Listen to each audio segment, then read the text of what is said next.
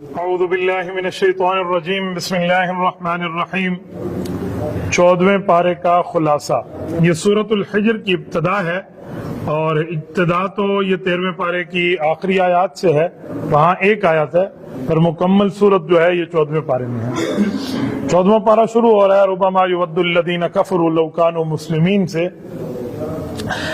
ربما یود الذین کفروا لو کانوا مسلمین، اس آیت کے اندر اللہ جل شانہ نے کفار کی تمنا کو ذکر فرمایا ہے، کافروں کی دل کی ایک خواہش کو یوں ذکر فرمایا کہ موت ہو جائے گی، قیامت آ جائے گی، حشر ہو جائے گا، جنتی جنت میں، جہنمی جہنم میں چلے جائیں گے۔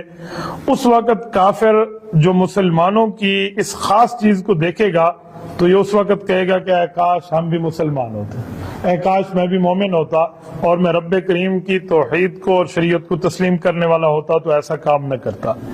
اگلی آیت کے اندر حفاظت قرآن کریم کا ذکر ہے، انا نحن نزلنا الذکر وانا لہ لحافظون۔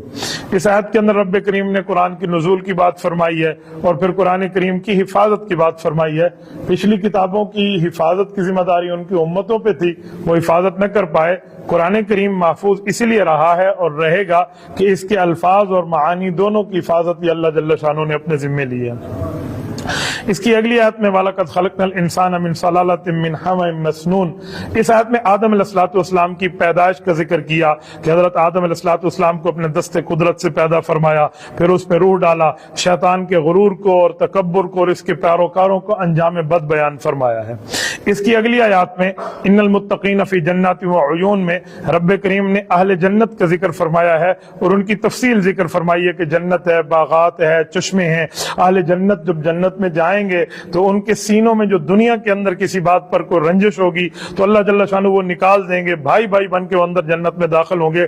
پھر ابراہیم علیہ السلام کے مہمان فرشتوں کا ذکر فرمایا، ان کے بیٹے کی خوشخبری کا ذکر فرمایا، پھر انسانی شکل میں حضرت لوط علیہ السلام کی قوم کے پاس جو وہ عذاب دینے اور ان کی قوم کو برباد کرنے تشریف لے جا رہے تھے اس کو ذکر فرمایا۔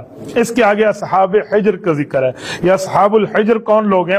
یہ اصحاب الحجر یہ سمود قوم کی بستی کا نام ہے، یہ آباد ہیں۔ حضرت صالح علیہ السلام ان کی طرف پیغمبر بنا کر بھجوائے گئے، پر انہوں نے اپنے وقت کے نبی کو جھٹلایا۔ اللہ تعالیٰ نے ایک چیخ، ہیبت ناک چنگاڑ اور آواز کے ذریعے ان کو ہلاک کیا۔ ان کا تفصیلی واقعہ ہم نے کچھ دنوں پہلے پڑھ بھی لیا ہے۔ اس کے بعد اگلی آیت میں وَلَقَدْ آتَيْنَاكَ سَبْعًا مِّنَ الْمَثَانِي وَالْقُرْآنِ الْعَظِيمِ، اس آیت میں سورۃ الفاتحہ کو قرآن عظیم کہا گیا ہے کہ یہ بار بار پڑھی جاتی ہے۔ اب سورۃ الفاتحہ کو اللہ جل شانہ نے یہاں دو باتیں فرمائی۔ نمبر ایک کہ ہم نے سورۃ الفاتحہ آپ کو دی ہے، یعنی پچھلے انبیاء کو نہیں دی۔ نہ تورات میں سورۃ فاتحہ اتری ہے، نہ زبور میں اتری ہے، نہ انجیل میں اتری ہے، نہ صحائف میں اتری ہے، پہلی بات۔ اور دوسری بات والقرآن العظیم فرمایا۔ اب قرآن عظیم کہنے کی وجہ سورۃ الفاتحہ کو کہ جو مضامین پورے قرآن میں ہیں وہی مضامین سورۃ فاتحہ میں ہیں۔ قرآن کریم میں 6 مضامین ہیں، توحید ہے، رسالت ہے، قیامت ہے، احکام ہے، ماننے والے ہیں، نہ ماننے والے ہیں، اور ان 6 کے 6 کا ذکر سورۃ الفاتحہ موجود ہے، اسی لیے اس کو قرآن العظیم کہا گیا ہے۔ اس کی اگلی آیت فَاصْدَعْ بِمَا تُؤْمَرْ میں علی اعلان تبلیغ کا حکم دیا گیا ہے۔ اس کی آیت کے نازل ہونے سے پہلے صحابہ اور رسول اللہ صلی اللہ علیہ وسلم پوشیدہ عبادت کرتے تھے، پر یہ آیت اتری تو اب اعلانیہ تبلیغ کا حکم ہوا، اعلانیہ عبادت کا حکم ہوا۔ پوری زندگی عبادت کرنے کا حکم ہے۔ یہ سورۃ الحجر کی آخری آیت ہے، وَاعْبُدْ رَبَّكَ حَتَّى يَأْتِيَكَ الْيَقِينُ۔ اے نبی پاک علیہ الصلوۃ والسلام، آپ اللہ کی پوری زندگی عبادت کریں یہاں تک کہ اللہ آپ کو اپنے پاس بلا لے۔ اب نبی پاک صلی اللہ علیہ وسلم کی پوری زندگی کی عبادت کو بیان کیا گیا ہے۔ یہاں پر شاید یہ سوال اٹھے کہ پیغمبر تو وفات کے بعد، جیسے حدیث میں آتا ہے کہ موت کے بعد بھی نبی پاک کو ایک حیات حاصل ہے اور وہ قبر مبارک میں عبادت کرتے ہیں، تو کہیں گے قرآن کریم میں تو یہاں موجود نہیں ہے، قرآن کریم میں تو وفات تک کی عبادت کا ذکر ہے۔ تو یہ بات خوب سمجھ لینی چاہیے کہ عبادت کی 2 قسمیں ہیں، عبادت تلذذی، عبادت تکلفی، جسے ہم تکلیفی کہتے ہیں۔ عبادت تکلیفی کا مطلب یہ ہے کہ رب کریم نے حکم فرمایا ہے اور وہ عبادت کرنا لازمی ہے۔ عبادت تلذذی کا مطلب ہے کہ وہ لازمی نہیں ہے، بندہ اپنی راحت اور مزہ حاصل کرنے کے لیے کرتا ہے۔ تو نبی پاک کی جو وفات کے بعد کی عبادت اور نماز کی بات ہے وہ مزہ حاصل، راحت حاصل کرنے کے لیے، وہ کوئی لازمی، فرض، واجب اور ضروری نہیں ہے۔ اس کے آگے سورۃ النحل ہے۔ اب سورۃ النحل کا خلاصہ، سورۃ نحل، یہ نحل شہد کی مکھی کو کہتے ہیں، اس میں اللہ جل شان نے اس کو ذکر فرمایا ہے تو اور اس کو بطور نعمت ذکر فرمایا ہے، تو اس لیے سورت کا نام سورت النحل شہد کے حوالے سے یہ پڑ گیا۔ مشرکین کو توحید کی اس میں دعوت ملی ہے، شریعت اسلامیہ کے چند احکامات اللہ تعالیٰ نے اس سورت میں بیان فرمائے ہیں۔ انسان کی تخلیق اور ناشکری کو بیان فرمایا۔ خلق الانسان کی آیت میں اللہ جل شان نے انسان کی تخلیق کو بیان فرمایا کہ انسان جو ہے ایک حقیر پانی کے نطفے سے پیدا ہوا ہے اور اسے قوت گویائی اور صلاحیتیں ہم نے دی ہے۔ جب اس کی ذات ایک معاملے پر پہنچی ہے تو اب یہ ذات میں اس حد تک متکبر بنا ہے کہ اللہ کے مقابلے میں بھی کسی کو خدا ماننا اور کسی کو الہ ماننا شروع کر دیا گیا ہے، ورنہ اپنی بندہ پیدائش پہ غور کرے کہ اس پانی کے قطرے سے پیدا ہوا ہے جس سے نفرت ہو جاتی ہے۔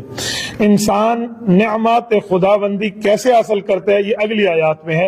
ان آیات میں اللہ جل شان نے یہاں بیان فرمایا کہ جو انسانوں کے لیے ہم نے فوائد اور نعمتوں کی چیزیں پیدا کی ہیں، جیسے جانور ہیں، اب جانور کی اون سے کپڑے بنتے ہیں، کھال سے پوستین بنتی ہے، انسان کو سردی سے محفوظ رکھنے کے لیے وہاں سے لباس بنائے جاتے ہیں، باقی جانور انسان کے لیے بطور غذا بھی کام آتے ہیں، ذبح کر کے ان کا گوشت کھایا جاتا ہے۔ اچھا، جن کو ذبح نہیں کرتے ان پر بوجھ لاد کے ایسے مقام تک ہم اپنی اشیاء کو پہنچا سکتے ہیں جہاں ان کے بغیر ہم بغیر مشقت کے اور بغیر محنت کے پہنچ نہ سکیں، تو جانور کو رب کریم نے ہمارے لیے محنت کے طور پہ اور بطور نعمت پیدا فرمایا ہے۔ اگلی آیت میں والخیل والبغال والحمیرہ میں، اس آیات میں اللہ جل شان نے مختلف جانوروں کی، مثلا 3 جانوروں کی، خیل، بغال اور حمیر، اللہ جل شان نے اس کی گھوڑے کی بات فرمائی، خچر کی بات فرمائی، گدھوں کی بات فرمائی کہ یہ آپ کی سواری کے لیے پیدا ہوئے ہیں، سواری کی خوبصورتی کے لیے۔ دیکھیں جو کھانے کے جانور تھے وہ پہلے ذکر فرمایا اور جو سواری کے لیے ہیں تو بعد میں ذکر فرمایا۔ پتہ چلا گھوڑا اور جو گدھا ہے اور یہ جو خچر ہے یہ کھانے کے لیے ہمارے لیے نہیں ہے۔ یہ آیت حضرت امام اعظم ابو حنیفہ رحمۃ اللہ تعالی علیہ کے استدلالات میں ایک دلیل ہے کہ دیکھیں اللہ نے یہاں لترکبوا فیہا فرمایا کہ تمہاری سواری کے لیے ہے، لتاکلوا نہیں فرمایا کہ تمہارے کھانے کے لیے، اسی لیے اس کو نہیں کھایا جاتا۔ یہ چیزیں انسان کے لیے زینت کا سامان ہے۔ اس زمانے میں گھوڑا اور جو ہے نا کیا کہتے ہیں اس طرح کی یہ چیزیں بہت بڑی سواری شمار ہوتی تھی۔ اگر میں یوں کہوں کہ آج کے زمانے کے یہ موٹر کار کے مقابلے میں استعمال ہوتا ہے تو اس میں کوئی دوسری رائے نہیں ہے۔ اس زمانے میں اونٹ آج کی لینڈ کروزر کے مقابلے میں استعمال ہوتا تھا، سب سے خوبصورت سواری اسے کہا جاتا تھا۔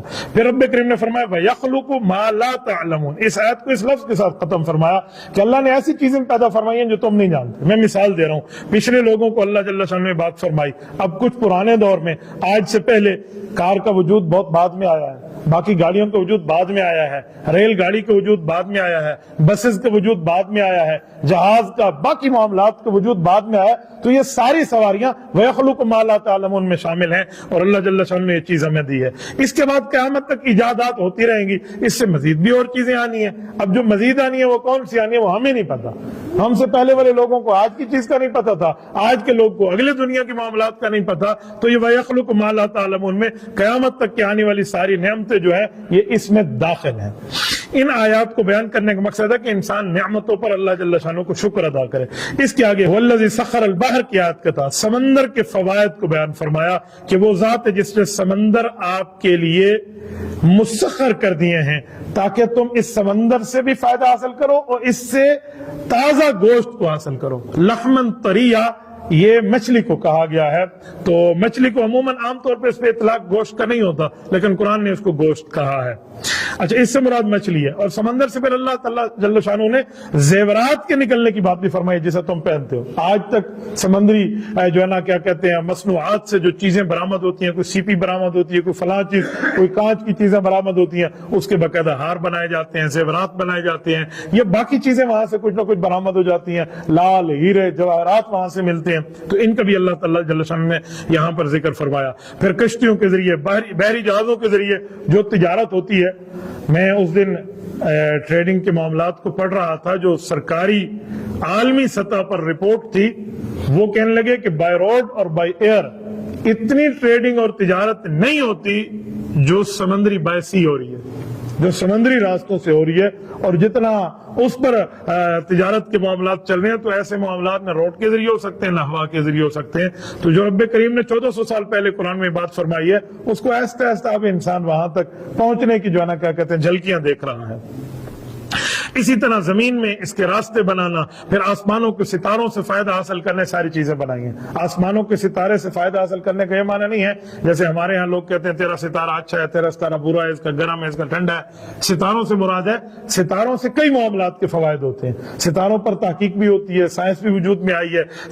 ستاروں کے اوپر ہمیں سمندر میں جب تک یہ گوگل میپ نہیں بنا تھا وہ سمندر میں ستاروں کے راستوں کے ذریعے سفر ہوتے تھے، تو ان ساری چیزوں کو اللہ جل شانہ نے بطور نعمت ذکر فرمایا۔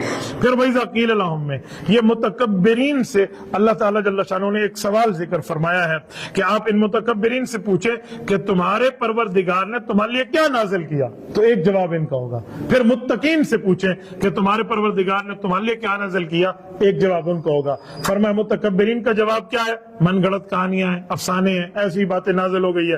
اور جو لوگ اللہ کے ماننے والے ہیں، مؤمنین ہیں، مسلمین ہیں اور یہ تسلیم کرنے والے ہیں، وہ کہیں گے کہ اللہ جل شانہ نے ہمارے لیے بہت بڑی چیز اتار دی ہے، ہمیں گناہوں کی معافی کا طریقہ سکھا دیا ہے، اللہ تعالی نے بہت سی باتیں ہمیں بتا دی ہیں جس کے بغیر ہم گمراہ تھے، تو بہت اچھی بات ہے۔ تو دیکھیں یہ مومنین کے سوال کو اللہ تعالیٰ جل شانہ نے ایک اچھے انداز میں بات فرمائی کہ مومنین کہتے ہیں ہمارے لیے تقویٰ ہے، ہمارے لیے بہتری ہے، آخرت کا سامان ہے، تو یہ بہت ہی ان کے لیے فائدہ مند ہے دنیا میں اور آخرت میں۔ پھر وَمَا أَرْسَلْنَا مِن قَبْلِكَ إِلَّا رِجَالًا میں منکرین رسالت کے ایک شبہ کا جواب دیا ہے۔ جو نبی پاک صلی اللہ علیہ وسلم کو نبی نہیں مانتے تھے نا، تو ان لوگوں کا ایک سوال تھا کہ جی انسانوں میں نبی کیسے آیا ہے، آسمانی فرشتہ کیوں نہیں ہے؟ اس پر ہم نے پرسوں بھی بحث کی ہے کہ قرآن کریم کی آیات نے نبی علیہ السلام کو تسلی دے کر فرمایا کہ اگر فرشتہ آسمان سے نازل ہو جاتا نا تو ان کے ڈرامے اور شروع ہو جاتے۔ یہ کہتے ہیں تو کھاتا پیتا نہیں ہے، اس کو تو انسانی ضروریات نہیں ہے، یہ کیسے ہمیں حکم کر رہا ہے؟ اب نبی انسانوں میں سے ایک افضل اعلیٰ شخصیت کو بنا کر بھیجا گیا، تو اس کے اوپر بھی ان کا اعتراض ہے کہ جی انسانوں میں نبی بن کے کیوں آئے ہیں؟ تو نبی علیہ الصلوۃ والسلام کو تسلی دی ہے کہ صرف آج کی بات نہیں ہے، آپ انہیں کہہ دیں شروع سے اللہ تعالیٰ نے انسانوں اور جنات کی ہدایت کے لیے انسانوں کو ہی نبی بنا کر بھیجا۔ یہ کوئی پہلی بات نہیں ہے، اللہ تعالیٰ جل شانہ نے انسان کو اتنا بڑا مقام اور مرتبہ عطا فرمایا۔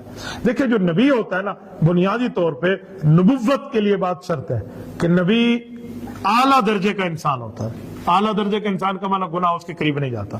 پھر نبی مرد ہوتا ہے، عورت نبی جن سکتی ہے، نبی بن نہیں سکتی۔ تیسرے نمبر پہ نبی جو ہے وہ اللہ کا بھیجا ہوا ہوتا ہے، جسے کہتے ہیں مبعوث من اللہ۔ اور چوتھے نمبر پہ نبی جو ہوتا ہے وہ معصوم عن الخطا ہوتا ہے، گناہوں سے پاک ہے۔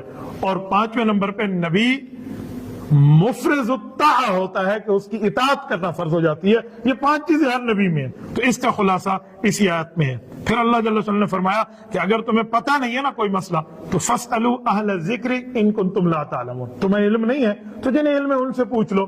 یہ آیت بتا رہی ہے کہ بندہ صاحب علم پر، ماہر پر، ایکسپرٹ پر، جس فیلڈ کا وہ ایکسپرٹ اور ماہر ہے اس کی مہارت پر اعتماد کرے۔ اس کو دوسرے لفظوں میں تقلید بھی کہتے ہیں، اتباع بھی کہتے ہیں، اس کو بڑوں پر اعتماد والا مزاج بھی کہتے ہیں۔ یہ سارے ناموں میں جو نام بھی آپ دے دیں اس میں تو یہ بات اس میں موجود ہے۔ پھر کافروں کی ایک عادت بد کو ذکر فرمایا، وَإِذَا بُشِّرَ أَحَدُهُم میں کہ جب انہیں کہا جاتا ہے آپ کی بیٹی پیدا ہوئی ہے تو ان کا منہ کالا ہو جاتا ہے اور یہ اتنا غصے سے بھر جاتے ہیں کہ بیٹی پیدا ہوئی ہے۔ حالانکہ اس زمانے میں بیٹی پیدا ہونا یہ شرف، آج تک شرف تلا رہا ہے، لیکن اس شرف کے بجائے یہ اس کو اپنی بےزتی سمجھتے ہیں۔ اچھا اگر بیٹی پیدا ہونا پہلے نمبر پہ جرم تھا تو نبی اکرم صلی اللہ علیہ وسلم کے گھر میں بھی اللہ تعالی نے پہلی بیٹی حضرت زینب دی۔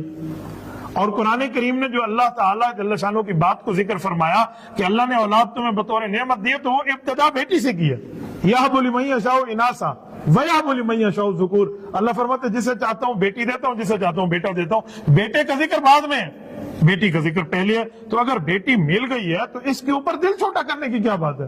نبی پاک صلی اللہ علیہ وسلم نے تو یہاں تک فرما دیا جس کو اللہ تعالیٰ جل شانہ نے 2 بیٹیاں دی اور اس نے صحیح اسلامی نام رکھا، صحیح تعلیم دی، صحیح جگہ شادی کی، فرمایا میں نبی اس کی جنت کا ذمہ دار ہوں۔ حضرت اماں جان عائشہ رضی اللہ عنہ فرماتی ہے خاتون بیٹی تھی، اس کی ایک بیٹی تھی، تو اس نے وہاں سے نبی علیہ الصلوۃ والسلام سے سوال کے علا بھیجا کہ یا رسول اللہ جس کی ایک ہو، تو حضور نے فرمایا اس کا اچھا نام رکھیں، اچھی تعلیم دے، اچھی جگہ شادی کریں، تو اس کا ذمہ دار بھی میں ہوں۔ تو اماں فرمانے لگی جب اس نے یہ بات کی نا تو میری تو اولاد ہی نہیں ہے، اب میرے اندر مزید ہمت بڑھی، میں نے کہا رسول اللہ جس کا کوئی نہ ہو اولاد، پھر تو حضور نے فرمایا ایسا آپ بے فکر ہو، آپ کے لیے تو میں ہی بیٹھا ہوں نا۔ تو اسے تو سمجھ آیا کہ یہ اچھی بات ہے، لیکن کافر اس کو برا سمجھتے تھے اور ایسی ایسی باتیں کرتے تھے کہ یہ ہمارا کوئی داماد ہوگا اور ہماری ناک کٹے گی، اور اپنی بیٹی کو زندہ درگور کرنے کے فیصلے کو خوشی کی بات سمجھتے تھے۔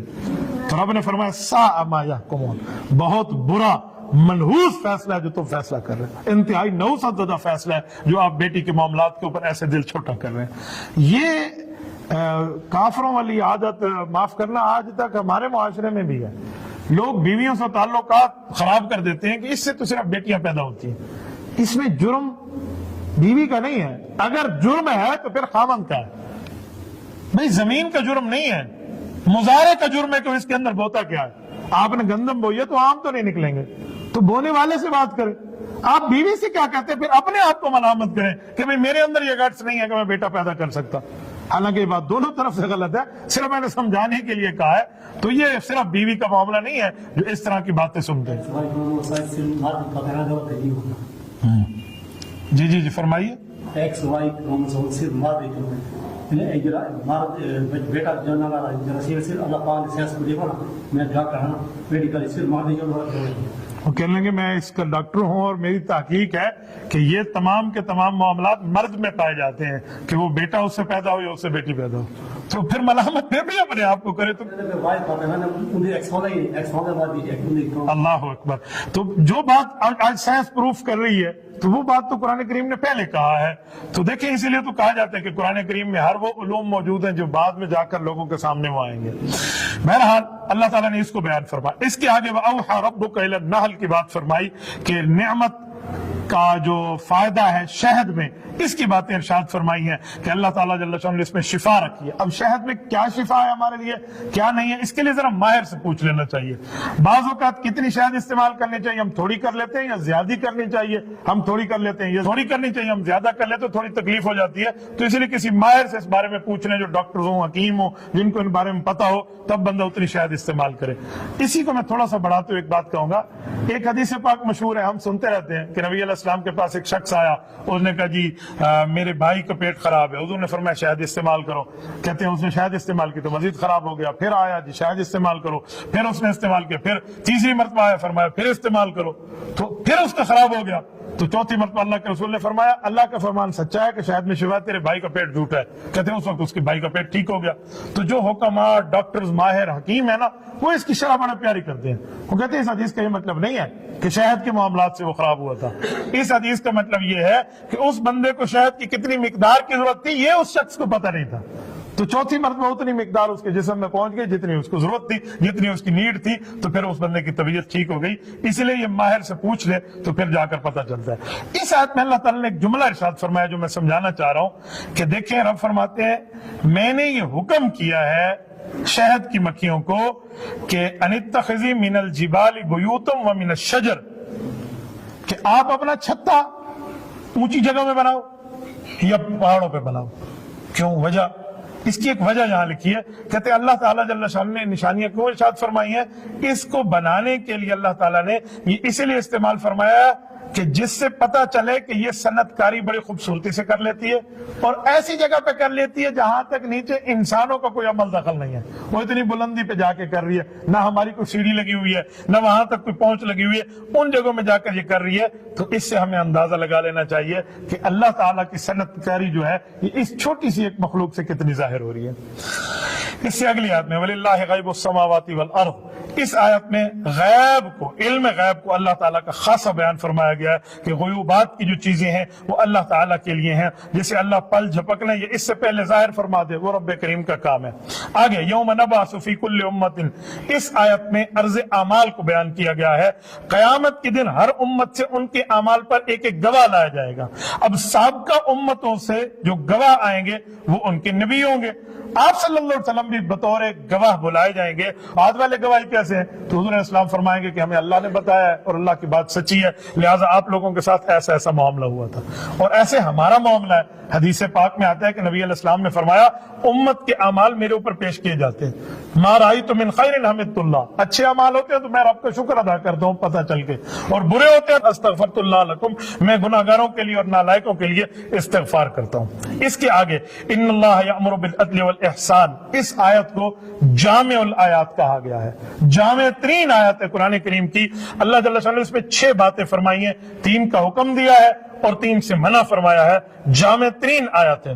اللہ تعالیٰ نے انصاف کرنے، بھلائی کرنے، قریبی رشتہ داروں کے حقوق دینے جس سے لرامی کہتے ہیں، اس کا حکم دیا ہے، بے حیائی سے، بدی سے، ظلم اور زیادتی سے منع فرمایا ہے۔ یہ ایک آیت نے پورے دین کی سمری بیان کر دی ہے، پورے دین کا خلاصہ بیان کر دیا ہے کہ اگر ہم اس پر عمل کر لیں، منہیات پر بھی اور اوامر پر بھی، تو پورے دین کے معاملات کی چیزیں ہمارے سامنے آ سکتی ہیں۔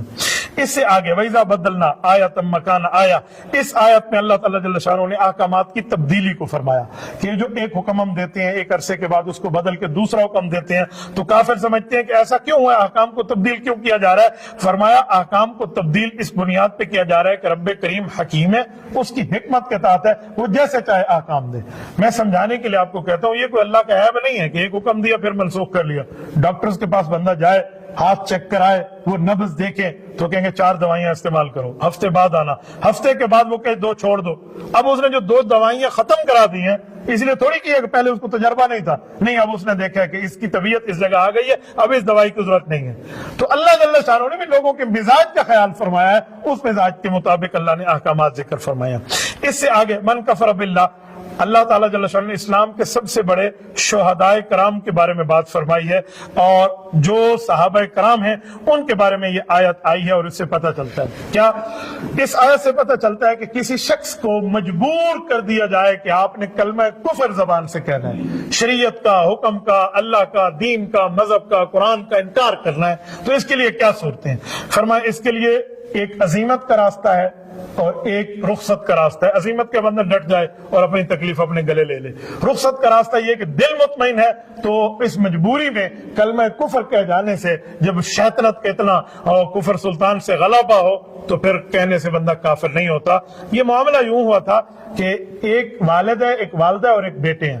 والد کا نام حضرت یاسر ہے، والدہ کا نام حضرت سمیہ ہے، اور بیٹے کا نام حضرت عمار ہے۔ حضرت عمار کی اماں کو 2 ٹکڑے کر دیا تھا ابو جہل نے، 2 اونٹ مختلف سمت پہ چلا کر، اور حضرت یاسر کو شہید کر دیا تھا۔ ان کلمہ کفر اپنے منہ سے لگا۔ حضرت عمار نے دل مطمئن کی بنیاد پہ سختی پہ کہہ دیا، نبی علیہ الصلوۃ والسلام کے پاس ہے، حضور نے فرمایا مطمئن رہے، اس سے کوئی کفر نہیں ہوتا۔ یہ ان کے بارے میں قرآن کریم کی آیت اتری۔